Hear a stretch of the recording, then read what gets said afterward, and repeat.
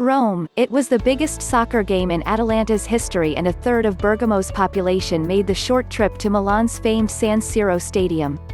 Nearly 2,500 fans of visiting Spanish club Valencia also traveled to that Champions League match. More than a month later, experts are pointing to the February 19 game as one of the biggest reasons why Bergamo has become one of the epicenters of the coronavirus pandemic. A biological bomb, was the way one respiratory specialist put it, and why 35% of Valencia's team became infected. The match, which local media have dubbed Game Zero, was held 2 days before the first case of locally transmitted COVID-19 was confirmed in Italy. "We were mid-February, so we didn't have the circumstances of what was happening," Bergamo Mayor Giorgio Gori said this week during a live Facebook chat with the Foreign Press Association in Rome. "If it's true what they're saying, that the virus was already circulating in Europe in January, then it's very probable that 40,000 Bergamaschi in the stands of San Siro, all together, exchanged the virus between them. As is possible that so many Bergamaschi that night got together in houses, bars to watch the match and did the same. Unfortunately, we couldn't have known. No one knew the virus was already here," the mayor added. "It was inevitable." Less than a week after the game, the first cases were reported in the province of Bergamo. At about the same time in Valencia, a journalist who traveled to the match became the second person infected in the region, and it didn't take long before people who were in contact with him also had the virus, as did Valencia fans who were at the game. While Atalanta announced its first positive case Tuesday for goalkeeper Marco Sportiello, Valencia said more than a third of its squad got infected, despite the strict measures adopted by the club after the match in Milan. As of Tuesday, nearly 7,000 people in the province of Bergamo had tested positive for COVID-19 and more than 1,000 people had died from the virus, making Bergamo the most deadly province in all of Italy for the pandemic. The Valencia region had more than 2,600 people infected. Luca Lorini, the head of the intensive care unit at the Pope John XXIII Hospital in Bergamo, currently has 88 patients under his care with the coronavirus, not including many more in other parts of the hospital. "I'm sure that 40,000 people hugging and kissing each other while standing a centimeter apart, 4 times, because Atalanta scored 4 goals, the final result was 4-1, was definitely a huge accelerator for contagion," Lorini told the Associated Press on Wednesday. "Right now we're at war. When peacetime comes, I can assure you we will go and see how many of the 40,000 people who went to the game became infected," Lorini added. "Right now we have other priorities." Silvio Brusaferro, the head of Italy's Superior Institute of Health, said over the weekend at the nightly nationally televised briefing by the Civil Protection Agency that the game was one of the hypotheses being evaluated as a source of the crisis in Bergamo. "It's certainly an analysis that can be made," Brusaferro said.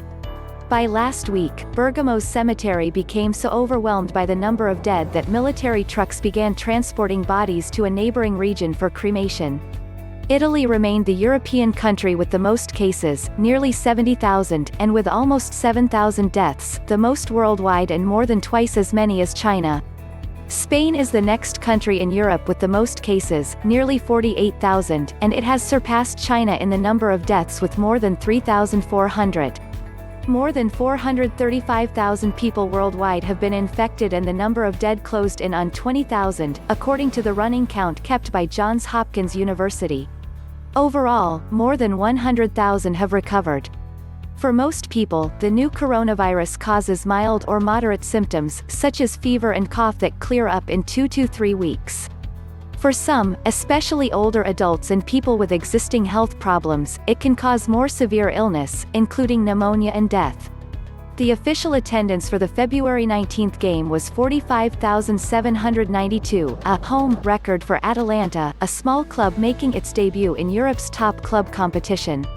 Atalanta captain Alejandro "Papu" Gomez told Argentine Daily Olé it was terrible to have played that game. "It's a city of 120,000 people, and that day, 40,000 went to the San Siro," the Argentine said. "It was a historic match for Atalanta, something unique. To give you an idea, my wife took 3 hours to get to Milan, when that trip normally takes 40 minutes. The game was played in Milan because Atalanta's stadium in Bergamo didn't meet the requirements set by European soccer governing body UEFA.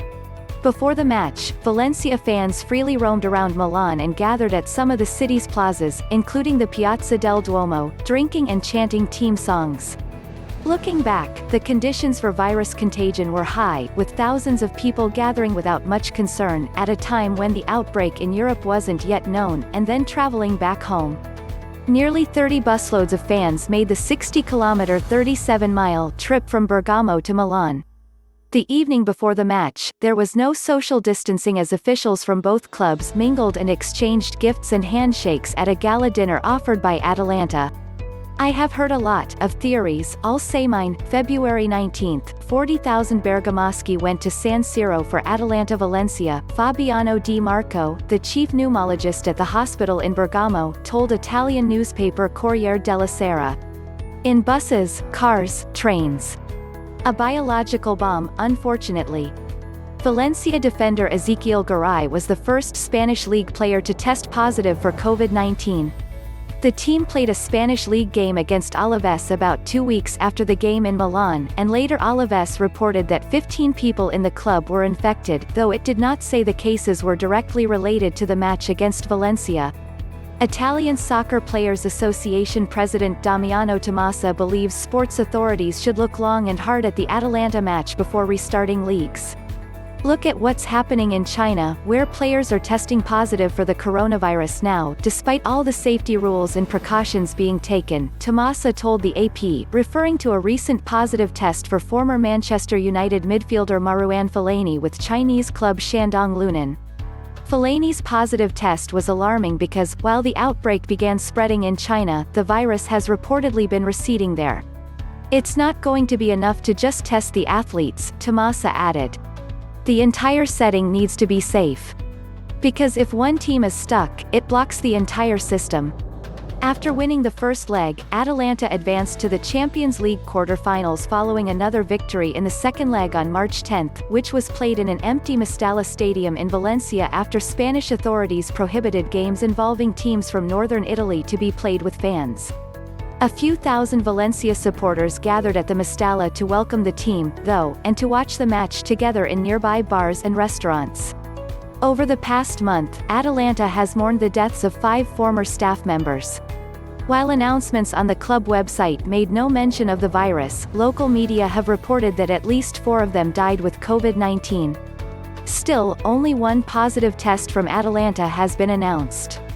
Some squads have chosen not to test their players unless they show symptoms, Tomasa said. Other squads tested everyone. These are individual choices. The head of the Civil Protection Agency has talked about the likelihood that for every proven positive case there are probably 10 actual positives.